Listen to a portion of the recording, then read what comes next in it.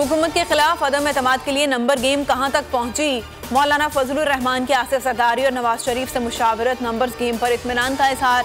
हुकूमत ने जल्द अज जल्द निजात दिलाने पर इत्तफाक किया।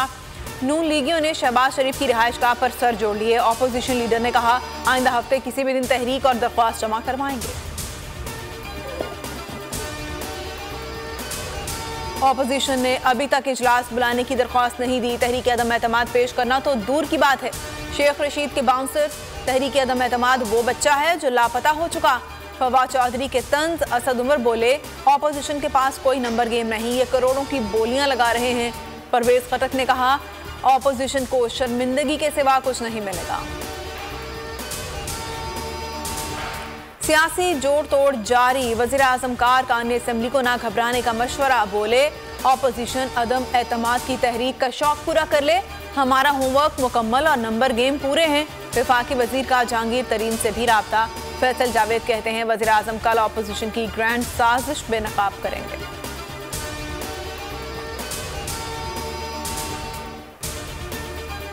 बिलावल भुट्टो ने वज़ीर आज़म को डेडलाइन याद दिला दी। ओकाड़ा में अवामी मार्च से खिताब में बोले कठपुतली के पास सिर्फ 3 दिन है, इस्तीफा दो, घर जाओ। अवाम का एतमाद उठ चुका, जमहूरी हमला करके कठपुतली हुकूमत को गिराएंगे।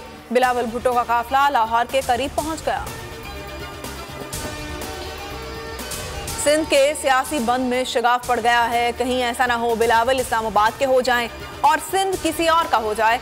शाह महमूद कुरैशी का सिंध हुकूक मार्च से खिताब। कहा कल कराची के बाद इस्लामाबाद जाऊंगा, वज़ीर आज़म से मुलाकात करूंगा। पीटीआई के मार्च के हैदराबाद में डेरे।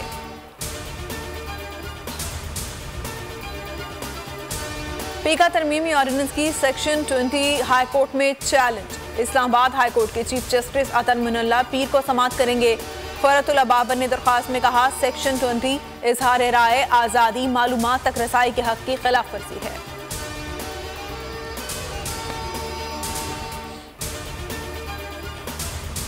पेशावर में खुदकुश हमलावर के सहूलतकार गिरफ्तार कर लिए गए। मुलविस नेटवर्क की निशानदही हो चुकी।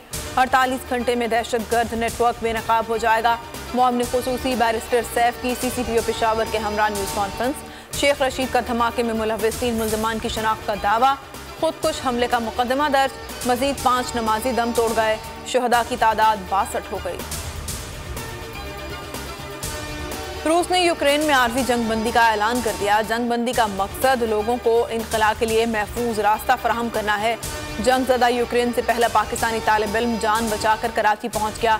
आप बीती सुनाते हुए कहा यूक्रेन में बहुत से तालिब इल्म बेयार और मददगार पड़े हैं। पाकिस्तानी सिफारत खाने की कारकर्दगी 0 है। रावलपिंडी टेस्ट का दूसरा दिन भी पाकिस्तान के नाम रहा। कौमी टीम ने पहली इनिंग्स 4 विकेटों के नुकसान पर 476 रन बनाकर डिक्लेयर कर दी।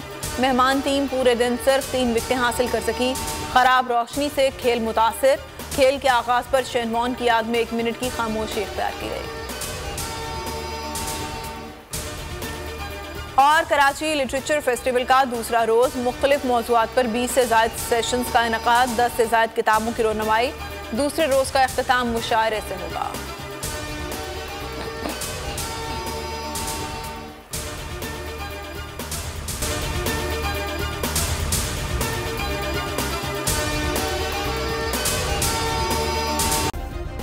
सब्सक्राइब करें और बेल दबाएं ताकि कोई खबर रह न जाए।